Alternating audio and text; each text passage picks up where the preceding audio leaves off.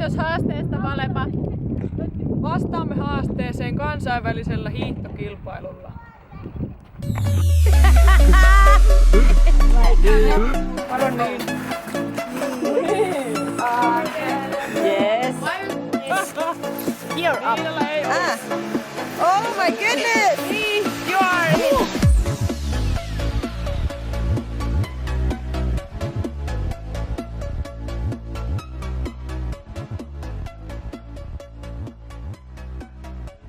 No niin, tervetuloa tänne naisten 20 metrin pikasprinttiin Oriveden Paltanmäelle.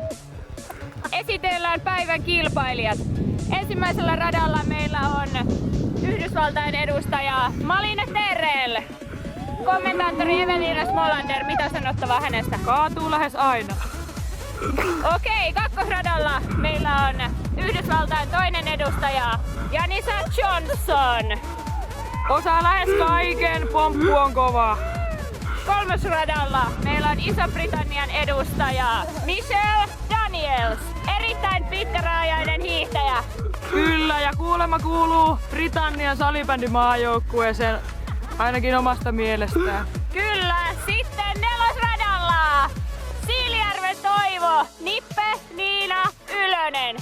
Äsken oli vähän huoltokopilla ongelmia, mutta en tiedä minkälainen suksi on nyt löytynyt alle. Kyllä, hiukset on mintissä, lasit on mintissä, huulirasva on mintissä. Kyllä, näyttää siltä, että Ylönen on valmis.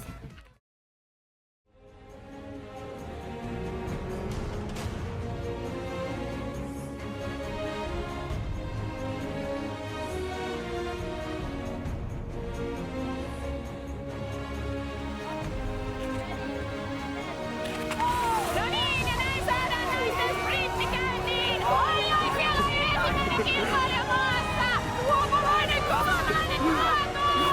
Aivan, hiihdetään välillä.